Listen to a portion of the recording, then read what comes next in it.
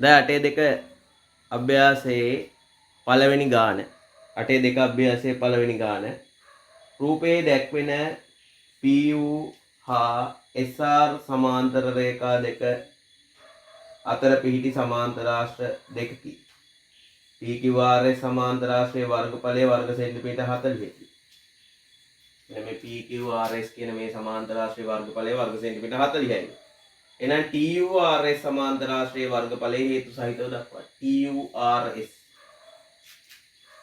එතකොට මේ රූපය දැක්වහම පේනවා මේ PQRS සහ TURS කියන සමාන්තරාශ්‍ර දෙක පිහිටන්නේ එකම සමාන්තර රේඛා දෙකක් අතර. ඒ වගේම SR කියලා පොදු ආධාරකයකුත් තියෙන මේ සමාන්තරාශ්‍ර දෙකට.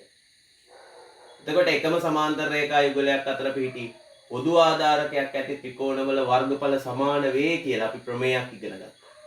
මේ පාඩමේ ඉගෙන ගන්න පළවෙනි ප්‍රමේය එක. අන්න ඒ ප්‍රමේය අනුව මේ සමාන්තරාශ්‍ර දෙකේ වර්ගඵල අනිවාර්යයෙන්ම සමාන වෙනවා. පොදු ආධාරකයක් තියෙන එකම සමාන්තර රේඛා යුගලයක් අතර පිහිටි සමාන්තරාශ්‍රවල වර්ගඵල සමාන නිසා. එහෙනම් අපි ඊට කෙලින්ම ලියත හැකි TURS සමාන්තරාශ්‍රයේ වර්ගඵලය සමානයි ඊටත් වර්ග සෙන්ටිමීටර් 40යි. හේතු සහිතව ලියන්න කියලා තියෙන නිසා එහෙම ලියලා ඉවරලා හේතුව විදිහට අපි උගත් ප්‍රමේය ලියන්න වෙනවා. ඒතර ප්‍රමේය තමයි එකම සමාන්තර රේඛා යුගලයක් අතර පොදු ආධාරකයක් ඇතිව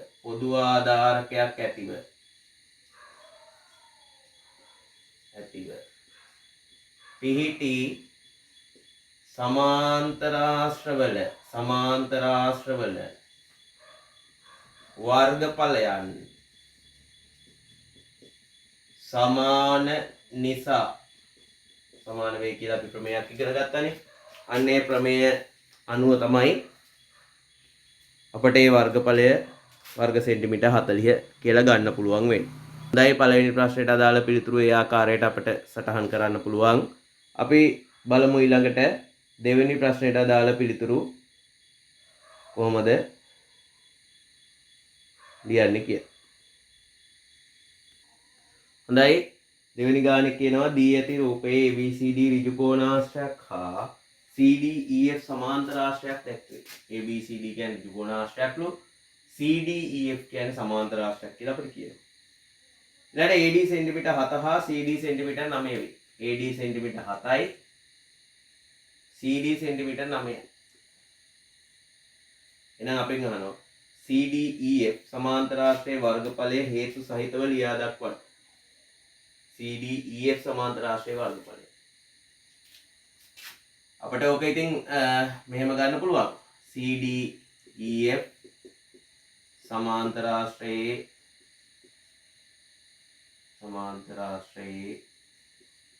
වර්ගඵලය. දෙකෙන් එක ගුණ කිරීම සමාන්තරාශ්‍රයක වර්ගඵලය ගන්නේ ආධාරකයේ ගුණ කිරීම ලම්බක උස. එතකොට මේකේ ආධාරකය වෙන්නේ 9යි, ලම්බක උස දැන් මෙතන මේ රේඛා දෙක අතර ලම්බ උස 7 නම් මේ සමාන්තර පාද දෙක අතර ලම්බ උස 7යි නේද? එතකොට ලම්බක උස 7යි, ආධාරකය 9යි. මේ EF සහ CD කියන සමාන්තර පාද දෙක අතර ලම්බ උස මේකේ මේ හරියදී 7 නම් මේ හරියදීත් ඒ 7 හැමම තියෙනවා. එහෙනම් ලම්බ උස 7යි, ආධාරකය වෙන්නේ 9යි, නම් වරක් 7 63. ওই විදිහට වර්ග සෙන්ටිමීටර් 63යි කියලා ওই විදිහට හොයන්නත් පුළුවන්. නැත්නම් අපිට ABCD සමාන්තරාශ්‍රයේ වර්ගඵලය අරගෙන ABCD සමාන්තරාශ්‍රයක් වගේම එක ඍජු කෝණාශ්‍රයක්. එතකොට ABCD ඍජු කෝණාශ්‍රයේ වර්ගඵලය හොයන්න පුළුවන්. දිග හා පළල ගුණ කරලා ඒ 9 වරක් 7ම තමයි එන්නේ. ඊළඟට ඒකේ වර්ගඵලයයි CDEF සමාන්තරාශ්‍රයේ වර්ගඵලයයි සමානයි කියලා ගත හැකියි. මොකද ඍජු කෝණාශ්‍රයක් කියන්නේ සමාන්තරාශ්‍රයක්. එතකොට පොදු ආධාරකයක් ඇතිව එකම සමාන්තර රේඛා යුගලයක් අතර පිහිටි සමාන්තරාශ්‍රවල වර්ගඵල සමාන නිසා අර ඍජු කෝණාශ්‍රයේ වර්ගඵලය හොයලා ඒක අදාළ සමාන්තරාශ්‍රයේ වර්ගඵලයට සමානයි කියලා ගන්නත් පුළුවන්. ඔහොම ගන්නත් පුළුවන්. එතකොට කොහොම ගත්තත් උත්තරේ එන්නේ CDEF සමාන්තර ආශ්‍රය වර්ගඵලයේ විදිහට වර්ග සෙන්ටිමීටර් 63යි. හොඳයි. දෙවෙනි ගානට අදාළ පිළිතුරු එතනින් අවසන් වෙනවා. අපි බලමු ඊළඟට තුන්වෙනි ගාන. හොඳයි, තුන්වෙනි ගානේ තියෙනවා රූපයේ දැක්වෙන්නේ AQ හා DR සමාන්තර රේඛා අතර පිහිටි ABCD හා PQRS සමාන්තර ආශ්‍ර දෙකකි. DS සමානයි CR බව දී ඇත. මේ DS කොටසේ දිග CR කියන රේඛා කොටසේ දිගට සමාන බව දීලා තියෙනවා. පළවෙනි කොටස DC සමානයි SR බව පෙන්නනවා. DC රේඛාවේ දිගයි SR රේඛාවේ දිගයි සමාන බව පෙන්නනවා. එතකොට DS දිගයි CR දිගයි සමානයි. ඒකට හේතුව දත්ත එක දීලා තියෙනවා. හේතුව දත්ත එක දීලා අපිට ওই අගයන් දෙක සමානයි කියලා ගන්න පුළුවන්. ඊට පස්සේ මම DS ටත් SC කොටසේ දිග එකතු කරනවා. CR ටත් SC එකතු කරනවා. එතකොට අපි අර සමාන බව ඉස්සෙල්ලා ඔප්පු කරපු අගයන් දෙකටම එකම අගය එකතු කරේ. එතකොට හේතුවක් ලියන්න අවශ්‍ය නැහැ. DS ට SC එකතු කරාම ඔයාලට පේනවා DS ට SC එකතු කරාම ඒක අපිට DC කියලා දක්වන්න පුළුවන්. ඊළඟට CR ට SC එකතු කරාම අපිට ඒක SR කියලා තනි රේඛාවක් විදිහට දක්වන්න පුළුවන්. එතකොට මේ දෙකත් දිග සමාන බව විදිහට අපිට ප්‍රත්‍යක්ෂ ඇසුරෙන් සාධනය කරගන්න පුළුවන්. අන්න අපි DC සහ SR දිග සමාන බව ඔප්පු කරා. ඊළඟට ABXSD පංචාශ්‍රය වර්ගඵලය. ABXSD මෙන්න මේ පංචාශ්‍රය වර්ගඵලය. කීයද කියලා අහනවා. වර්ගඵලය PQRCX පංචාශ්‍රය වර්ගඵලයට. PQRCX මෙන්න මේ පංචාශ්‍ර දෙකේ වර්ගඵලයන් දෙක සමාන බව පෙන්වන්න තියෙනවා. හොඳයි. මට මෙන්න මෙහෙම ලියත හැකියි. AB CD සමාන්තර ආශ්‍රය වර්ගඵලය සමානයි PQRS සමාන්තර ආශ්‍රය වර්ගඵලය කියලා ලියන්න පුළුවන්. ඒකට අපි ඉගෙන ගත්ත ප්‍රමේයයක් ඇසුරෙන් හේතු දක්වන්න පුළුවන්. මොකද්ද? එතන වෙන්නේ මේ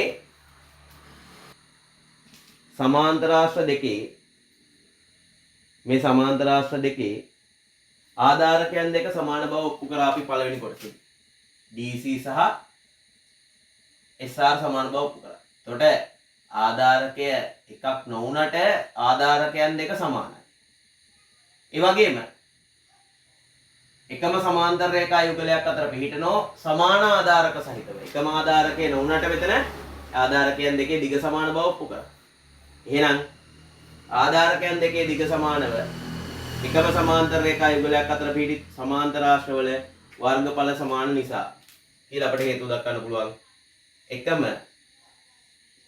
සමාන්තර රේඛා යුගලයක් අතර ආධාරකයන් සමාන සමාන්තර ආශ්‍රවල වර්ගඵලයන් සමාන නිසා කියලා අපිට ඔය විදිහට හේතු දක්වලා ඔය සමාන්තර ආශ්‍ර දෙකේම වර්ගඵලයන් දෙක සමානයි කියලා දක්වන්න පුළුවන්. ඊට පස්සේ ABCD සමාන්තර ආශ්‍රය වර්ගඵලයෙන් අඩු කරන මම XSC ත්‍රිකෝණයේ වර්ගඵලය. එහෙනම් අනිත් පැත්තේ තියෙන PQRS සමාන්තර ආශ්‍රය වර්ගඵලයෙන් අඩු කරනවා XSC ත්‍රිකෝණයේ වර්ගඵලය. ABCD සමාන්තර ආශ්‍රයෙන් XSC ත්‍රිකෝණ කොටස අඩු කරාම ඉතුරු වෙන්නේ ABXSD පංචාශ්‍රයේ වර්ගඵලය. PQRS සමාන්තර ආශ්‍රය වර්ගඵලයෙන් XSD ත්‍රිකෝණයේ කොට අදාළ කොටස අයින් කරාම ඉතුරු වෙන්නේ PQRCX පංචාශ්‍රයේ වර්ගඵල. එතකොට ඔන්න ඔය විදිහට ඔය කියන පංචාශ්‍ර දෙකේ වර්ගඵලයන් අගයන් දෙක සමාන බව අපට ඔප්පු කරලා සාධනය කරලා ගන්න පුළුවන් වෙනවා. හොඳයි. අපි බලමු ඊළඟ එකේ තුන්වෙනි කොටස. ඊළඟ තුන්වෙනි කොටස කියනවා APSD trapezium වර්ගඵලය BQRC trapezium වර්ගඵලයට සමාන බව. දැන් අපි දෙවෙනි කොටසේ ඔප්පු කරා. දෙවෙනි කොටසේ ඔප්පු කරා AB XSD පංචාශ්‍රය. AB XSD පංචාශ්‍රයේ වර්ගඵලය සමානයි කියලා PQ RCX පංචාශ්‍රයේ වර්ගඵලය. එතන ඔහම লীලා අපට ඒකට හේතුව ඉදිරියට ඉහත සාධනය කරලා තිනවා. ওই පංචාශ්‍ර දෙකේ වර්ගඵලයන් දෙක සමාන බව. අපිට පුළුවන් ඔය දෙකටම මම එකතු කරනවා BPX ත්‍රිකෝණීය වර්ගඵලය. ABXSD පංචාශ්‍රයේ වර්ගඵලයට එකතු කරනවා BPX ත්‍රිකෝණීය වර්ගඵලය.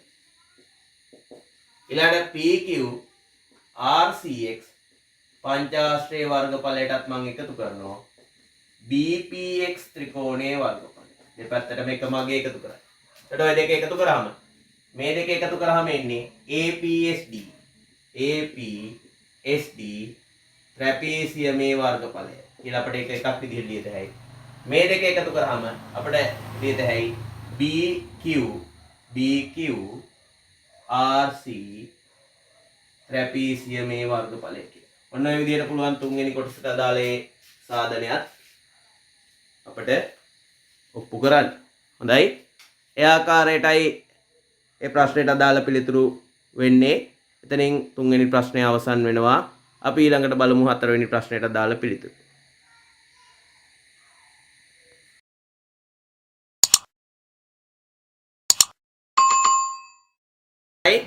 හතරවෙනි ගාන අපි බලමු. හතරවෙනි ගානේ තියෙනවා පහත දැක්කෙන තොරතුරු අනුව PQRS සමාන්තරාශ්‍රයට වර්ගඵලයෙන් සමාන සමාන්තරාශ්‍ර දෙකක් නම් කරන්න.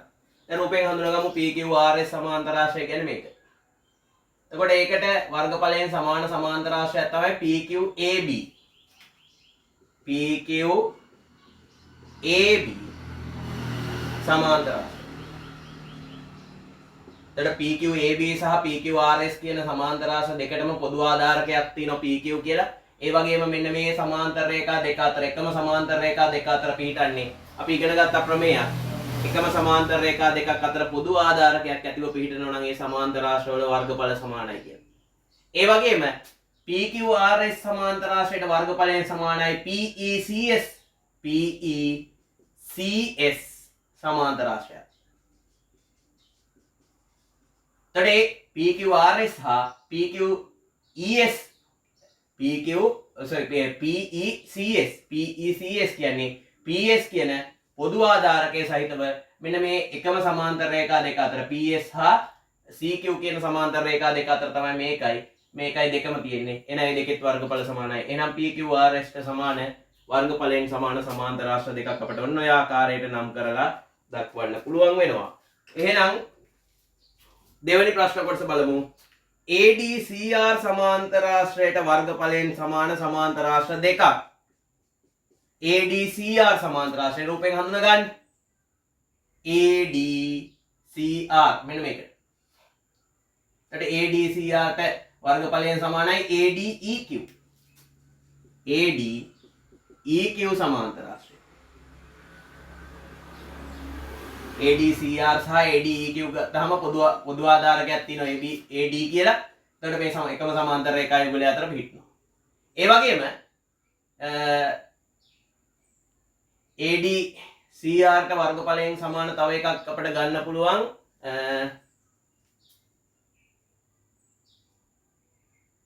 ADCR ට වර්ගඵලයෙන් සමාන එකක් මෙන්න මේක. නේද? ADCR ට වර්ගඵලයෙන් සමානයි CDBS.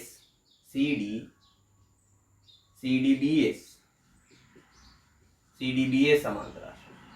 එතකොට මේ දෙකට පොදු ආධාරකය වෙන්නේ CD පාදය. CD පාදයේ පොදු ආධාරකය වෙනවා මේ සමාන්තර රේඛා දෙක අතර තමයි ওই දෙක පිහිටන්නේ. එකම සමාන්තර රේඛා යුගලයක් අතර පොදු ආධාරකයක් ඇතිව පිහිටි සමාන්තර ආශ්‍රවල වර්ගඵලය සමාන වේ කියලා අපි ප්‍රමේයක් ඉගෙන ගත්තා.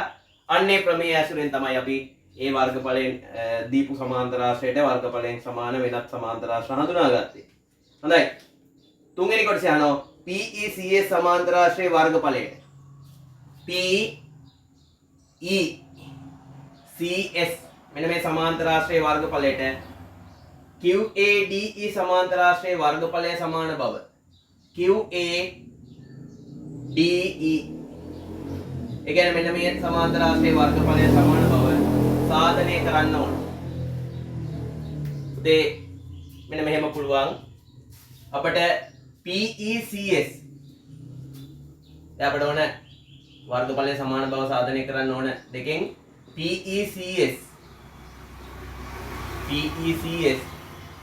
සමාන්තර ආශ්‍රයේ වර්ගඵලය සමාන වෙනවා මේකට PQRS සමාන්තර ආශ්‍රයේ වර්ගඵලය. දෙකටම පොදු ආධාරකයක් තියෙනවා එකම සමාන්තර රේඛා යුගලය අතර පිහිටයි. ඒ වගේම PQRS වර්ගඵලය සමාන වෙනවා PQAB වර්ගඵලයට. PQRS සමාන්තර ආශ්‍රයේ වර්ගඵලය සමාන වෙනවා PQAB සමාන්තර ආශ්‍රයේ වර්ගඵලයට. ඒවට හේතු ලියමු. ඊළඟට PQAB වර්ගඵලය සමාන වෙනවා QADE වර්ගඵලයට. QADE වර්ගඵලයට. PQAB සමාන්තර ආශ්‍රයේ වර්ගඵලය සමාන වෙනවා QADE සමාන්තර ආශ්‍රයේ වර්ගඵලයට. ඔක්කොටම ඔය තුනටම හේතුව ලියන්න වෙන්නේ එකම හේතුව.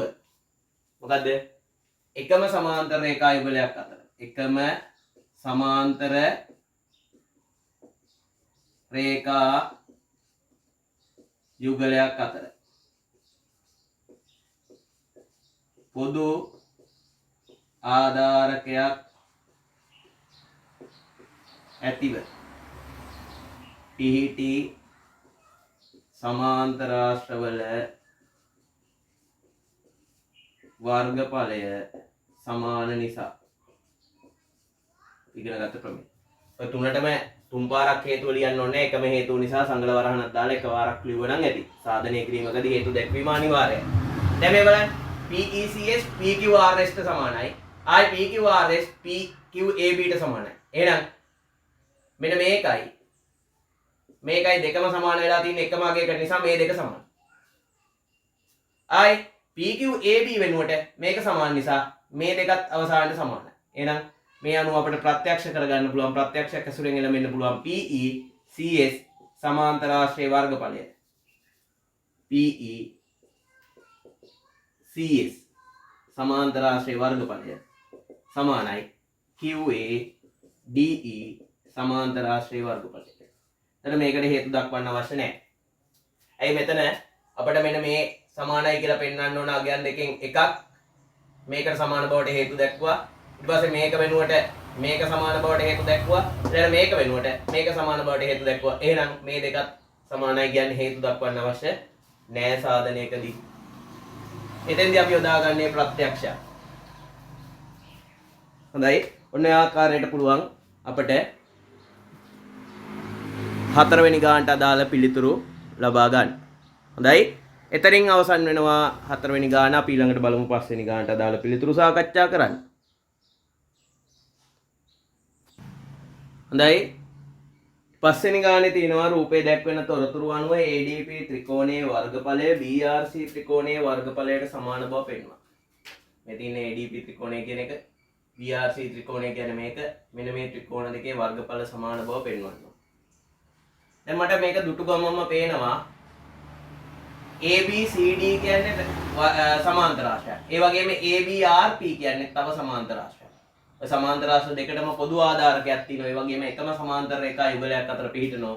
ඒක නිසා මට දෙක ගමන් පේනවා ABCD සමාන්තර ආශ්‍රයේ වර්ගඵලයයි ABRP සමාන්තර ආශ්‍රයේ වර්ගඵලයයි සමානයි. අපි උගත් ප්‍රමේය අනුව හේතුව ලිව්වොත් එකම සමාන්තර රේඛා යුගලයක් අතර පොදු ආධාරකයක් ඇතිව පිහිටි සමාන්තර ආශ්‍ර වල වර්ගඵලයන් සමාන නිසා ඉගෙන ගත ප්‍රමේය හේතු කරගෙන අපිට ওই සමාන්තර ආශ්‍ර දෙකේ වර්ගඵලයන් දෙක සමාන බව කියන්න පුළුවන්. මම ඔය දෙකෙන්ම ABCP කියන කොටසේ වර්ගඵලය අඩු කරනවා. ABCD සමාන්තර ආශ්‍රයේ වර්ගඵලය අපි සමාන බව ඔප්පු කරා ABRP සමාන්තර ආශ්‍රයේ වර්ගඵලය. ඔයාගේ අන් දෙක සමාන බව දැන් හේතු වෙතු ඔප්පු කරලා තියෙනවා. එහෙනම් මම දෙපැත්තෙන්ම අඩු කරනවා ABCP වර්ගඵලය. ABCP කොටසේ වර්ගඵලය. අනිත් පැත්තෙනුත් ඒකම අඩු කරනවා. එකම අගය දෙපැත්තෙන්ම අඩු කරාම ඉස්සෙල්ලා අගයන් දෙක සමාන නිසා අඩු කරාම ලැබෙන අගයන් දෙක සමානයි කියලා දක්වන්න අපිට හේතුව අවශ්‍ය නැහැ. හරිද? ඊළඟට ඒක ප්‍රත්‍යක්ෂයක්. දැන් බලන්න ABCD කොටසෙන් ABCD සමාන්තර ආශ්‍රයෙන් ABCP කොටසේ වර්ගඵලය අඩු කරාම ඉතුරු වෙන කොටස තමයි ADP ත්‍රිකෝණය. එහෙනම් ඒකේ වර්ගඵලය ADP ත්‍රිකෝණයේ වර්ගඵලය තමයි ওই වර්ගඵලයන් දෙක අඩු කරාම ලැබෙන්නේ. ABRP සමාන්තර ආශ්‍රයෙන් ABCP කොටසේ වර්ගඵලය අඩු කරාම ඉතුරු වෙන්නේ DRC ත්‍රිකෝණයේ වර්ගඵලය. DRC ත්‍රිකෝණයේ වර්ගඵලය. එතකොට අපිට ඔන්න ඔය ත්‍රිකෝණ දෙකේ වර්ගඵලයන් දෙක ඔන්න ඔය ආකාරයට සමාන බව ඔප්පු කරලා සාධනය කරලා ගන්න පුළුවන් වෙනවා. හොඳයි. ඔන්න ඔය විදිහටයි 5 වෙනි ගානට අදාළ පිළිතුරු ලැබෙන්නේ. අපි ඊළඟට බලමු 6 වෙනි ගානට අදාළ පිළිතුරු ටික සාකච්ඡා කරා.